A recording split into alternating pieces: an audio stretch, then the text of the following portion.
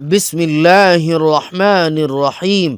صرف 5 منٹ کا مدرسہ قرآن و حدیث کی روشنی میں 20 جمادی الثانی۔ نمبر 1، اسلامی تاریخ، آخرت کے سفر کی تیاری۔ حجۃ الوداع کے موقع پر جب دین کی تکمیل ہو گئی اور پورے عرب میں اسلام پھیل گیا تو حضور صلی اللہ علیہ وسلم کے حالات سے اندازہ ہونے لگا کہ اب آخرت کا سفر ہونے والا ہے۔ چنانچہ آپ ہر سال رمضان میں 10 دن کا اعتکاف فرماتے تھے۔ اس سال سن 10 ہجری میں 20 دن کا اعتکاف فرمایا۔ ہر سال جبریل امین کے ساتھ 1 مرتبہ قرآن پاک کا دور کرتے تھے۔ اس رمضان میں 2 مرتبہ دور فرمایا۔ حجۃ الوداع کے موقع پر آپ صلی اللہ علیہ وسلم نے خطبہ دیتے ہوئے فرمایا، شاید اس کے بعد میری تم لوگوں سے ملاقات نہ ہو سکے۔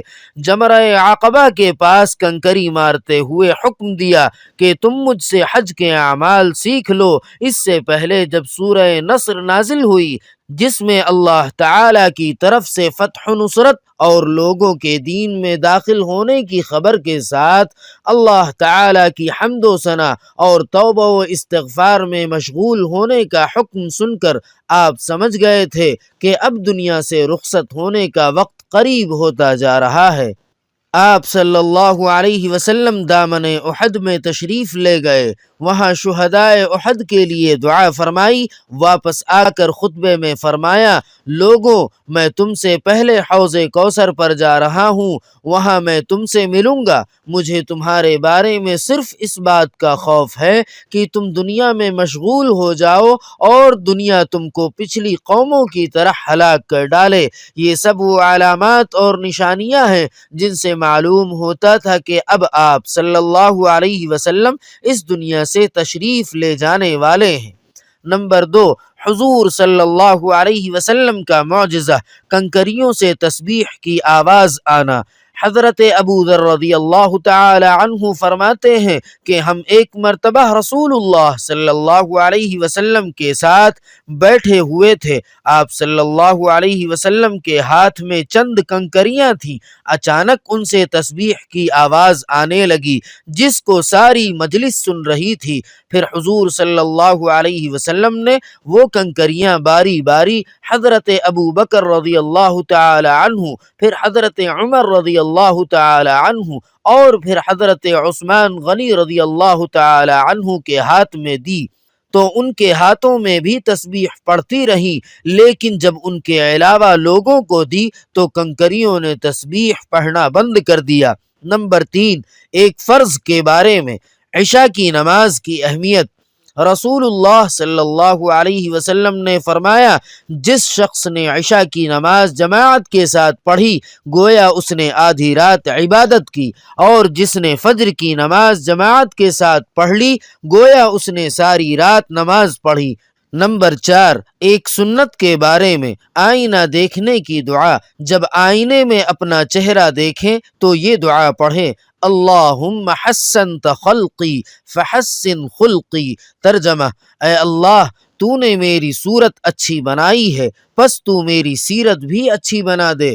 نمبر 5، ایک اہم عمل کی فضیلت، توبہ سے گناہوں کو بھلایا جانا۔ رسول اللہ صلی اللہ علیہ وسلم نے فرمایا، جب بندہ اپنے گناہوں سے توبہ کرتا ہے تو اللہ تعالی اس کے گناہوں کے بارے میں فرشتوں کو بھلا دیتا ہے اور اس کے اعضاء اور زمین کے مقامات کو بھی گناہوں کے بارے میں بھلا دیتا ہے، یہاں تک کہ وہ قیامت کے دن اللہ تعالی سے اس حال میں ملاقات کرے گا کہ اس کے گناہوں کے بارے میں اللہ کے سامنے کوئی گواہی دینے والا نہیں ہوگا۔ نمبر 6، ایک گناہ کے بارے میں، اللہ اور اس کے رسول کی نافرمانی۔ قرآن پاک میں اللہ تعالی فرماتا ہے، جو شخص اللہ اور اس کے رسول کی نافرمانی کرے گا اور اس کی مقرر کی ہوئی حدوں سے آگے بڑھے گا تو اللہ تعالی اس کو آگ میں داخل کرے گا جس میں وہ ہمیشہ رہے گا اور اس کو ذلیل و رسوا کرنے والا عذاب ہوگا۔ نمبر 7، دنیا کے بارے میں، دنیاوی زندگی ایک دھوکہ ہے۔ قرآن پاک میں اللہ تعالی فرماتا ہے اے لوگوں بے شک اللہ تعالی کا وعدہ سچا ہے، تو کہیں تم کو دنیاوی زندگی دھوکے میں نہ ڈال دے اور تم کو دھوکے باز شیطان کسی دھوکے میں نہ ڈال دے۔ یقیناً شیطان تمہارا دشمن ہے، تم بھی اسے اپنا دشمن ہی سمجھو۔ وہ تو اپنے گروہ کے لوگوں کو اس لیے بلاتا ہے کہ وہ بھی دوزخ والوں میں شامل ہو جائیں۔ نمبر 8، آخرت کے بارے میں، قیامت میں منہ پر مہر لگا دی جائے گی۔